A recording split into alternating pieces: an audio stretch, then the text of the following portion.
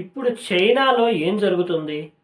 China అధ్యక్షుడు ఈ Xi Jinping తన సొంత సైన్యమైనటువంటి పీపుల్ లిబరేషన్ ఆర్మీ మీద సర్జికల్ స్ట్రైక్ చేస్తున్నారేమో అన్నట్లుగా ఉంది.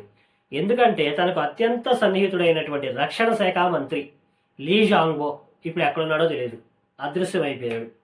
అంతేకాకుండా క్షిపణి విభాగంలో కొంతమంది జనరల్స్ ఉన్నారు, వాళ్ళని పీకి పారేశాడు. వాళ్ళు ఎక్కడున్నారో ఎవరికి తెలియదు.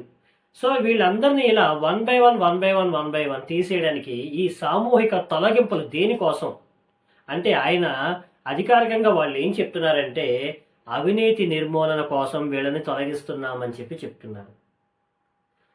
ఇక్కడ అవినీతి నిర్మూలన అనే సాకుతో తనకి నచ్చని వాళ్ళని ఏరి పారేస్తున్నాడు జీ జిన్పింగ్.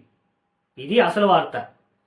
దీని వెనుక ఉన్నటువంటి అతిపెద్ద యుద్ధతంత్రం ఏంటంటే ఒకవేళ చైనా తైవాన్తో యుద్ధం చేసే లెక్క అయితే అలాంటి పరిస్థితి వస్తే సైన్యం తన మాట వినాలి.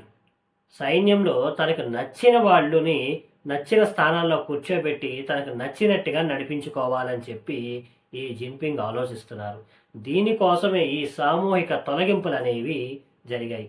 అయితే ఇక్కడ విషయం ఏంటంటే చైనాలో ఇలా తొలగింపులు చేయటం వల్ల అంటే తన సైన్యాన్ని తానే తొలగించుకొని వేరే వాళ్ళని కూర్చోబెట్టడం వల్ల ఇది చైనాకి అడ్వాంటేజ్ అయ్యిద్దా లేదంటే చైనాలో అంతర్గత యుద్ధం మొదలయ్యిద్దా అనేదే క్వశ్చన్ మార్క్. ఒకవేళ చైనాలో అంతర్గత యుద్ధం మొదలైందంటే జీ జిన్పింగ్ యొక్క పరిస్థితి ఏంటి? ఇది క్వశ్చన్ మార్కే. సో ఇలాంటి విషయాలు మీకు ఏమైనా తెలిస్తే నాకు కామెంట్స్లో చెప్పండి. వచ్చే వీడియోలో కలుద్దాం. Thank you.